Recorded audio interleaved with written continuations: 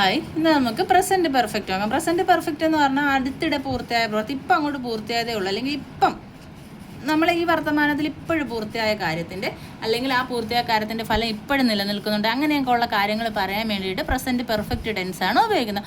ചെയ്ത് കഴിഞ്ഞ്, ചെയ്തിട്ടുണ്ട്, അല്ലെങ്കിൽ ഇപ്പം അങ്ങോട്ട് ചെയ്ത് കഴിഞ്ഞോളൂ, അല്ലെങ്കിൽ ഇപ്പം ചെയ്തിട്ടുണ്ട്, അതിൻ്റെ അങ്ങനെയൊക്കെ പറയാൻ വേണ്ടിയിട്ടാണ് ഉപയോഗിക്കുന്നത്.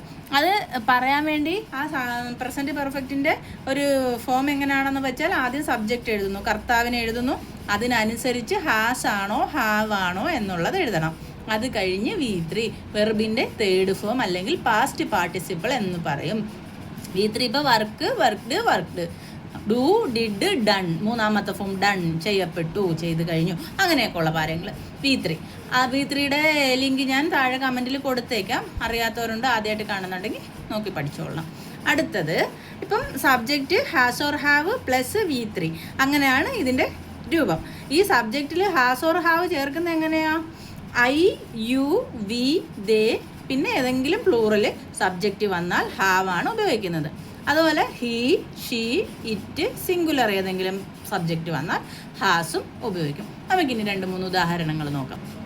അതുപോലെ ഇതിനെ നെഗറ്റീവ് ആക്കാൻ എന്ത് ചെയ്യും? സബ്ജക്റ്റ് എഴുതും, സബ്ജക്റ്റിനനുസരിച്ച് ഹാസ് അല്ലെങ്കിൽ ഹാവ് ചേർക്കും, അതിനോടൊപ്പം നോട്ട് ചേർക്കും, അത് കഴിഞ്ഞ് V3 ചേർക്കും.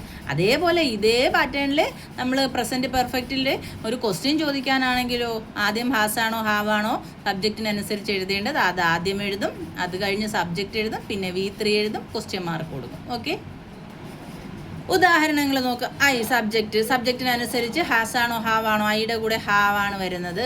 ഐ ഹാവ് ഈറ്റൺ, ഞാൻ കഴിച്ചു കഴിഞ്ഞു, ഇപ്പം അങ്ങോട്ട് കഴിച്ചേ ഉള്ളൂ. ഐ ഹാവിൻ്റ് ഈറ്റൺ, ഞാൻ കഴിച്ചില്ല. ഹാവ് ഐ ഈറ്റൺ, ഞാൻ കഴിച്ചു. Have I eaten.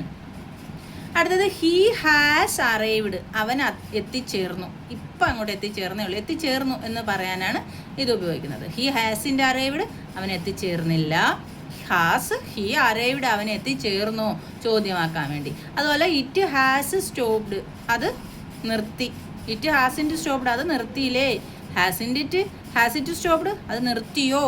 ഇത് അപ്പോഴീ ആ ഇക്വേഷൻ അനുസരിച്ച് അല്ലെങ്കിൽ ആ രൂപം അനുസരിച്ച് ഉള്ള എക്സാമ്പിളാണ് ഈ പറഞ്ഞിരിക്കുന്നത്. മനസ്സിലായോ? ഇനി ഇതിൻ്റെ യൂസസ് എന്തൊക്കെയാണെന്ന് നോക്കാം, എവിടെയൊക്കെയാണ് ഉപയോഗിക്കുന്നതെന്ന്.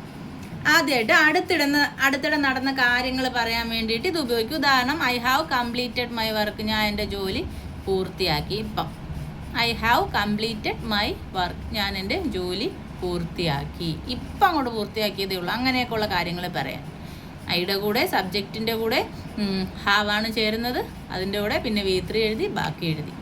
ഇനി ജീവിതത്തിൽ മുമ്പ് നടന്നിട്ടുള്ളതോ അല്ലാത്തതോ ആയ കാര്യങ്ങൾ പറയാം. അപ്പം ഞാൻ നടന്നിട്ടുള്ള ഒരു കാര്യം, ഐ ഹാവ് സീൻ താജ്മഹൽ, ഞാൻ താജ്മഹൽ കണ്ടിട്ടുണ്ട്. അങ്ങനെയൊക്കെ ഉള്ള കാര്യങ്ങൾ പറയാൻ ജീവിതത്തിൻ്റെ മുമ്പ് നടന്നിട്ടുണ്ടതോ അല്ലാത്തതോ ആയ കാര്യങ്ങൾ. ഐ ഹാവ് സീൻ താജ്മഹൽ, ഞാൻ താജ്മഹൽ കണ്ടിട്ടുണ്ട്. അതിൻ്റെ ഒരു ഫലം ഇപ്പോഴും ഇല്ലേ, കണ്ടിട്ടുണ്ട്, ആ കാര്യം പറയാം. അതുപോലെ I have never seen a dinosaur, ഞാൻ ഒരിക്കലും ഒരു ഡൈനോസറിനെ കണ്ടിട്ടില്ല, ഇതുവരെ കണ്ടിട്ടില്ല. അങ്ങനെയൊക്കെ ഉള്ള കാര്യങ്ങൾ പറയാം. അടുത്തത് തുടർന്ന ഫലം, അതായത് കഴിഞ്ഞ കാലത്ത് നടന്നതിൻ്റെ ഫലം വർത്തമാനത്തിൽ നിലനിൽക്കുന്നുണ്ടെങ്കിൽ അങ്ങനെയുള്ള കാര്യങ്ങൾ. ഉദാഹരണം നോക്കൂ. She has lost her key, അവൾക്ക് അവളുടെ ചാവി നഷ്ടപ്പെട്ടു. കഴിഞ്ഞ കാലത്ത് സംഭവിച്ച, നഷ്ടപ്പെട്ട് കഴിഞ്ഞു, അതിപ്പോഴും തുടരുന്നു. അങ്ങനെയുള്ള കാര്യം. തുടരുന്നില്ല, അതിൻ്റെ ഫലമുണ്ട്, താക്കോല് നഷ്ടപ്പെട്ടു, അത് ഇപ്പോഴും ഉള്ള കാര്യമില്ലേ, അങ്ങനെയുള്ള കാര്യങ്ങൾ, തുടരുന്ന ഫലം. അതുപോലെ today, this week, this month, ഇതൊക്കെ വന്നാലും ഏതിലുപയോഗിക്കും? പ്രസൻറ്റ് പെർഫെക്റ്റിൽ ഉപയോഗിക്കും. I have had a ginger tea today, ഞാൻ ഇന്നൊരു ജിഞ്ചർ ടീ കുടിച്ചു. ഇന്ന് കുടിച്ച കാര്യം പറയാം. അപ്പം ഇന്ന് കഴിഞ്ഞ കാര്യം, അല്ലെങ്കിൽ ഈ ആഴ്ച കഴിഞ്ഞ, ഈ മാസം, അങ്ങനെയൊക്കെ ഉള്ള കാര്യങ്ങൾ പറയുമ്പോഴും ഈ പ്രസൻറ്റ് പെർഫെക്റ്റ് ഉപയോഗിക്കും. I have had a ginger tea today. I have visited my aunt this week, ഞാൻ എൻ്റെ ആൻറ്റീനെ ഇന്ന് അല്ലെങ്കിൽ ഈ ആഴ്ച സന്ദർശിച്ചു. പിന്നെ നമ്മൾ ഈ 3 നേരത്തെ പറഞ്ഞ എക്സാമ്പിളാണ് അത് വെച്ച് എഴുതിയത്. അപ്പോൾ മനസ്സിലായോ പ്രസൻറ്റ് പെർഫെക്റ്റ്?